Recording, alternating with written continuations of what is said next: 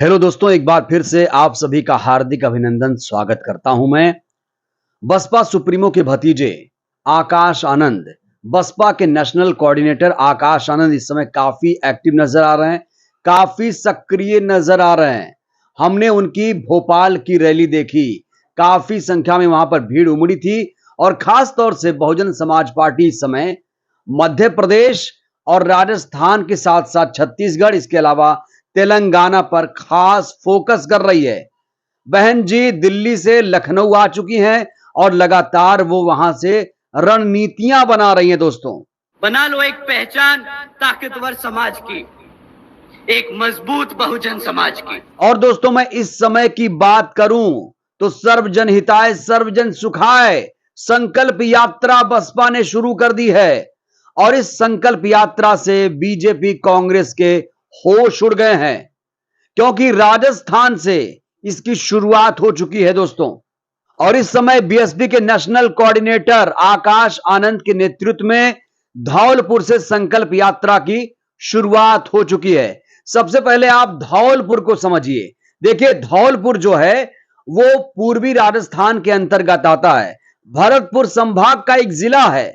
और जो भरतपुर संभाग है वो पूर्वी राजस्थान का द्वार कहा जाता है दोस्तों, जिसकी सीमा उत्तर प्रदेश से भी लगती है, यानी ये इलाका यूपी से भी अपनी सीमा साझा करता है।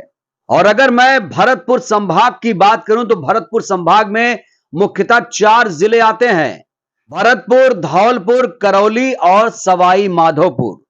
तो धौलपुर पहुंच चुकी है संकल्प यात्रा, धौलपुर से इसकी शुरुआत हो चुकी है। और दोस्तों, राजस्थान खास तौर से बीएसपी के लिए एक मुफीद प्रदेश है, जहां बसपा अक्सर चुनाव लड़ती रही है। और आकाश आनंद जब धौलपुर पहुंचे तो दोस्तों वो नजारा देखने लायक था। भारी संख्या में समर्थक पहुंचे थे, लोगों में जबरदस्त उत्साह था और लोग उनकी एक झलक पाने को बेताब थे। खास तौर से लोग सेल्फी ले रहे थे और जब मंच सजा तो उनको सुनने के लिए भारी संख्या में लोग इकट्ठा हो गए।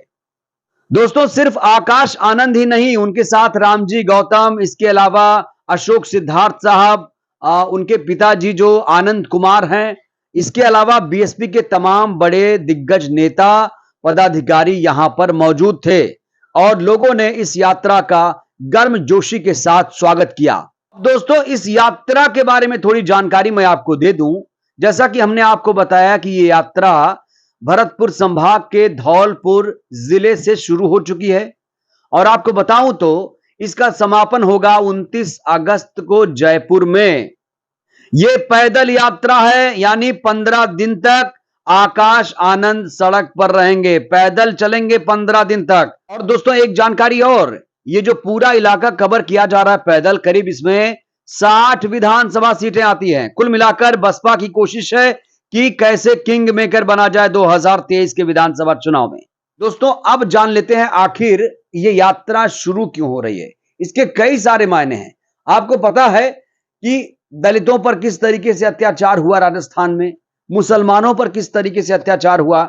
अत्याचार जो बढ़ रहा है उसको काउंटर करने के लिए, गहलोत सरकार को जगाने के लिए, वो गहलोत सरकार जो मुस्लिमों के हितैषी होने का दावा करती है, दलित आदिवासियों के हितैषी होने का दावा करती है, लेकिन यहीं पर अपराध लगातार बढ़ रहा है, लगातार अत्याचार अपराध यहां बढ़ रहा है, चाहे वो मुसलमानों के खिलाफ हो, आदिवासियों के खिलाफ हो या दलितों के खिलाफ हो।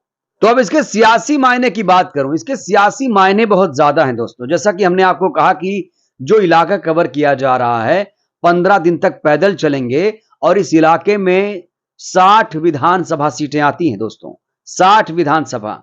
आपको यह भी याद दिला दूं कि इसी साल 4 राज्यों में विधानसभा का चुनाव है, जिसमें राजस्थान में भी चुनाव होने वाला है। और राजस्थान की बात करूं तो राजस्थान में बसपा हमेशा से चुनाव लड़ती रही है और लोग बसपा को काफी यहां पसंद भी करते हैं। ये जो पूर्वी राजस्थान का खास तौर से इलाका है, देख सकते हैं कि कितना एंथुसियाज्म है, कितनी एनर्जी है यहाँ के लोगों में। सबसे ज्यादा प्यार राजस्थान से मिलता है बसपा को। दोस्तों, राजस्थान में बीएसपी का दबदबा बहुत पहले से है और जिस तरीके से संकल्प यात्रा शुरू हुई है बीएसपी की नेशनल कोऑर्डिनेटर आकाश आनंद के नेतृत्व में, उससे कहीं ना कहीं बीजेपी और कांग्रेस की नींद उड़ गई है, क्योंकि पूर्वी राजस्थान में खास तौर से बसपा हमेशा से अच्छा प्रदर्शन करती रही है। और आपको बताऊं 2018 के विधानसभा चुनाव में बसपा ने यहां से 6 सीटें जीती थी।